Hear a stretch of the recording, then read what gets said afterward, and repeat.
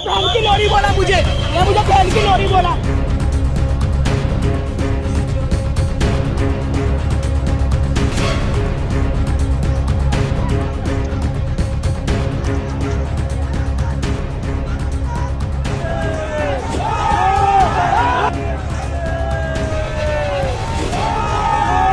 आप कौन सा ड्रेस में, आप कौन है?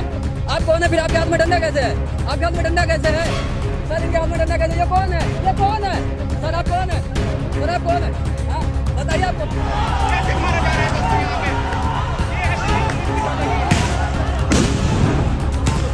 वैसे ये लोग मार रहे हैं, ये तानाशाह सरकार है, गाली दे सकते हैं तो बहुत मादक चोर सरकार ये है।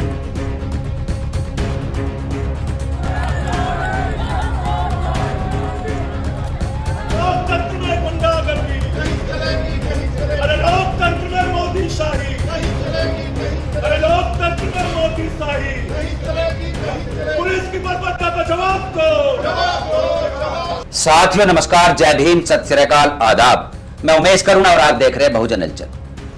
दिल्ली जंतर मंतर पर सीजेपी का जो एक बड़ा आंदोलन चल रहा था, जिसने एक बड़ा रूप लिया और संसद भवन का घेराव करने के लिए 20 जुलाई को जो कूच किया, और उसके बाद जो पुलिस प्रशासन द्वारा उनके ऊपर लाठी चार्ज की गई, प्रदर्शनकारियों के ऊपर आंसू गैस यानी तमाम पुलिस बल प्रयोग किया गया, और उसके बाद जो तस्वीरें वायरल हुई है जिसमें लहूलुहान हुए छात्र दिखाई दिए, छात्राएं दिखाई दी, यानी जो मेल पुलिसकर्मी थे उन्होंने महिलाओं के ऊपर भी लाठी चार्ज की, महिलाओं को लहूलुहान किया, यानी महिलाओं की छाती के ऊपर पैर रखकर उनको पीटा गया, कुचला गया। ऐसी भी तस्वीरें सामने आई है। इस बात को देखकर जो हमारे आसपास की महिलाएं हैं वह सवाल खड़ी कर रही है, वह कह रहे हैं कि पुलिस इतनी क्रूर क्यों हो गई, आखिर पुलिस को तरस क्यों नहीं आया। तो यहां सीधा सीधा जवाब यही है कि पुलिस अपनी मर्जी से कोई लाठी चार्ज नहीं करती, वह नौकरी करती है और पुलिस को आदेश दिया जाता है आला अधिकारियों द्वारा, सरकार द्वारा, और उसी के ऊपर वह कार्रवाई करती है। यानी पुलिस जो नौकरी करती है अपने परिवार का पालन पोषण करने के लिए सरकार के आदेश का पालन करती है, और इसलिए वह कितनी भी गिर जाती है, किसी भी हद तक पहुंच जाती है, और उसी की है जो आपने तस्वीरें देखी, यह उदाहरण है। वहीं हम बात करेंगे जब भारत के अंदर ब्रिटिश शासन था, जिस वक्त यहां पर अंग्रेजों की सत्ता थी, उस वक्त जलियांवाला बाग हुआ। उसके अलावा निर्दोषों के ऊपर लाठी चार्ज होती थी, निर्दोषों को गोलियां मारी जाती थी, और वह पुलिसकर्मी कोई अंग्रेज नहीं होते थे, अंग्रेज तो केवल अधिकारी होते थे, अफसर होते थे।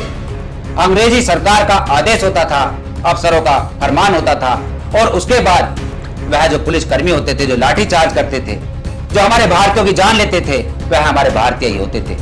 जो सेना में भर्ती किए जाते थे वह हमारे भारतीय होते थे। तो इस बात को स्पष्ट कर लेना चाहिए कि पुलिस को जो आदेश दिया जाता है वह उसी का पालन करती है। हम आपको बताएं कि जिस वक्त जलियांवाला बाग हुआ और वहां पर जनरल डायर ने आदेश दिया, और जो पुलिसकर्मी थे वह भारतीय थे। शहीद आजम भगत सिंह को जो फांसी लगाई गई, वह फांसी लगाने वाले कोई अंग्रेज नहीं थे, वह भी भारतीय थे। अंग्रेजों का तो केवल आदेश था। हम आपको बता दें कि मेरठ के ही रहने वाले थे वह फांसी लगाने वाले, और जिन्होंने फांसी लगाई वह भारतीय थे। उनका भी पेट था, उनके भी बीवी बच्चे थे, परिवार था, और उस वक्त वह अंग्रेजी हुकूमत का पालन करते थे।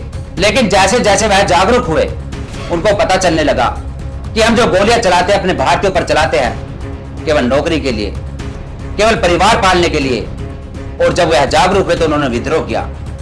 मेरठ के अंदर धन सिंह कोतवाल, उन्होंने विद्रोह किया, जो कि कोतवाल थे, अंग्रेजी सेना में कोतवाल थे। और जब उनको एहसास हुआ, आभास हुआ कि हम गलत कर रहे हैं, तो उन्होंने जेल के अंदर जो कैदी थे, हमारे भारतीय कैदी, हमारे भारतीय जो प्रदर्शनकारी थे, जो भारतीय आंदोलनकारी थे, उन्हीं को उन्होंने आजाद किया, जेल से उनको रिहा किया। और उसके बाद उन्होंने परवाह नहीं की कि हमें क्या सजा मिलेगी, फांसी हो चाहे कुछ भी हो। और ऐसे ही आज के समय में जो लाठी चार्ज की गई, जो पुलिसकर्मी है वह सब भारतीय है, उनके भी बीवी बच्चे हैं, उनके बच्चे भी पढ़ लिख रहे हैं, लेकिन उन्हें अभी आभास नहीं है, उन्हें इस बात का एहसास नहीं है कि सरकार इस्तीफा क्यों नहीं दे रही। सरकार से जो चूक हुई, जो गलती हुई, इस गलती का वह अभी एहसास नहीं कर रहे हैं और इसलिए वह लाठी चार्ज करते हैं, बर्बरता से अपना व्यवहार दिखाते हैं। तो जो लोग कहते हैं कि पुलिस क्रूर होती है, पुलिस को क्रूर बनाया जाता है। पुलिस को बताया जाता है कि आपको इन प्रदर्शनकारियों पर लाठी चार्ज करनी है, गोलियां दागनी है, आंसू गैस छोड़ने हैं और उसी बात का वह पालन करती है। बहन की लोरी बोला मुझे, या मुझे बहन की लोरी बोला। पुलिस साथियों, यह तस्वीर आप देख सकते हैं, ऐसा लगता है कि जैसे कोई फिल्मी डायलॉग हो। एक फिल्म आई थी जिस फिल्म के अंदर इसी प्रकार का डायलॉग था। पहले आप इस डायलॉग को सुनिए। हाँ हेलो, कहाँ हो बहन? 3 दिन से फोन लगाने की कोशिश कर रहा हूँ। ये गाली दे रहा है कोई, कहाँ बोल रहा है? बहिन चोद बोल रहा है। कहाँ बोला? हेलो मधु, कौन बोल रहा है? अभद्रता की पराकाष्ठा है आप। लेकिन कुछ शब्द ऐसे हैं जो कि फिल्मों के अंदर दर्शाए गए। और आज इस महिला को देखिए आप, जो कि प्रदर्शनकारियों के बीच में थी, और यह महिला जो कि कह रही है कि सीधा सीधा आरोप लगा रही है कि पुलिस वालों ने मुझे बहन की लोड़ी कहा। इस प्रकार के शब्दों का यह प्रयोग कर रही है। और जब यह प्रयोग कर रही है तो हमें रहा नहीं गया, हमें लगा कि इस महिला की आवाज, इसका दर्द हमें उठाना चाहिए, क्योंकि किस प्रकार की देश के अंदर बातें चल रही है। यह पुलिस प्रशासन का क्या रूप है कि महिलाओं को लाठियों से कुचला जा रहा है, लहूलुहान कर दिया गया है। ऐसी कई महिलाएं सामने आई, यानी कि शब्दों की भी मान मर्यादा नहीं रही। गाली गलौज पर उतारू हो गई पुलिस। ये किस प्रकार की भाषा बोल रहे हैं? ऐसे तो फिल्मों के अंदर दिखाया जाता था, लेकिन आज हमने हकीकत में देखा। मुझे बहन की लोड़ी कहा, इस प्रकार का शब्द का इस्तेमाल किया। कोई कह रही कि मुझे इस प्रकार की गाली दी। हम गालियां देते हुए भी थोड़ा शब्दों का चयन नहीं कर पा रहे हैं। तो साथियों, हमारा यही कहना है कि आज जो पुलिस को आदेश दिए गए, जो सरकार द्वारा पुलिस को आदेश दिए गए, फोर्स लगाई गई, और आप एक तस्वीर देख सकते हैं जो संसद भवन के पास की परिसर की है, जिसमें पुलिस वाले फोर्स तमाम अलर्ट है और किस प्रकार से मशीन गनें तैयार की जा रही है, निशाने दागे जा रहे हैं, और इनको देखकर काफी डर लगता है। ये दहशत फैलाई जा रही है। किस प्रकार से गाड़ी के ऊपर मशीन गनें रखी हुई हैं और निशाना दाग रहे हैं, जैसे कोई यहाँ पर आतंकवादी आने वाले हो, जैसे देश के अंदर कोई बहुत बड़े यहाँ पर आक्रांता, विदेशी आक्रांता आने वाले हो। इस प्रकार का माहौल दर्शाया जा रहा है।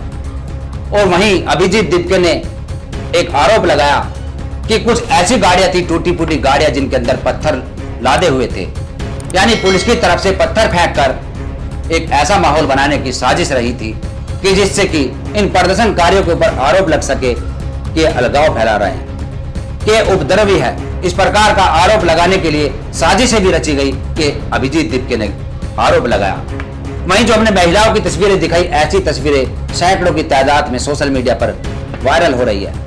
छोटी छोटी युवतियां जो कि लहूलुहान है, खून से लथपथ है, और युवक, एक युवक तो इस प्रकार खड़ा है जो कि हम पहले भी जिक्र कर चुके हैं कि मुझे और मारो, पिट रहा है। लेकिन ये जैन जी है भारत के, जो कि एक बड़ा बदलाव चाहते हैं। शिक्षा व्यवस्था में एक ऐसा सुधार चाहते हैं कि शिक्षा के नाम पर जो ये धांधली हो रही है, पेपर लीक हो रहा है, ये ना हो सके।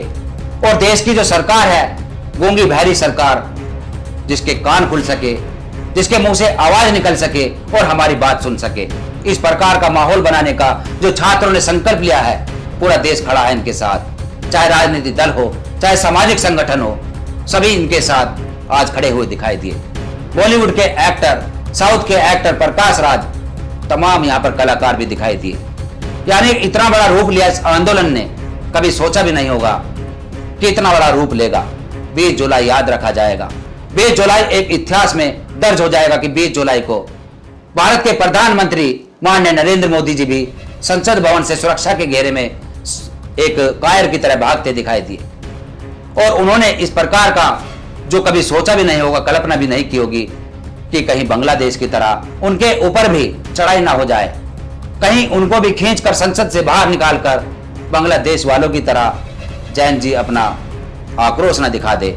इसीलिए मंत्री व सांसद सभी वहां पर खामोश रहे। सभी के अंदर एक डर का माहौल दिखाई दिया। कल पहला सत्र था, पहला दिन था सत्र का, और संसद नहीं चल सकी।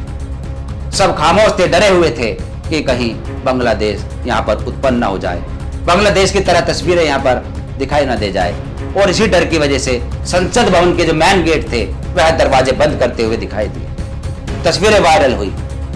आंसू गैस के गोलों की पूरी आप देख सकते किस प्रकार यह है जो सेना के जवान हैं जो आंसू गैस के गोले दांग रहे हैं, धुआं ही धुआं हो रहा है। वहीं जो वाटर टैंक होते हैं, जो पानी की बौछारों से छात्रों को रोका जाता है, उसकी भी पूरी व्यवस्था वहां दिखाई दी, पाइपलाइन बिछाई गई, यानी तमाम सुविधाएं, तमाम सुरक्षा की पुलिस बल की व्यवस्था वहां रखी गई कि जिससे कोई बड़ा यहाँ पर अनहोनी ना हो सके, कोई बड़ा कारनामा ना हो सके, कोई दुर्घटना ना हो सके। पुलिस ने पूरा प्रयोग किया। बहरहाल इस बात को लेकर बसपा सुप्रीमो मायावती ने एक बहुत बड़ी ट्वीट किया और उसमें अपनी उन्होंने जो भी वह करती है अपने दिमाग का उपयोग उस प्रकार से लेख लिखा, टिप्पणी लिखी और कहा कि जो राजनीति कर रहे हैं इसको लेकर उनको राजनीति से दूर रहना चाहिए, इसका शांतिपूर्वक हल निकलना चाहिए और इस प्रकार के उपद्रव व पुलिस व छात्रों के बीच जो टकराव हुआ उस टकराव को देखते हुए सरकार को जल्द कोई बड़ा निर्णय लेना चाहिए।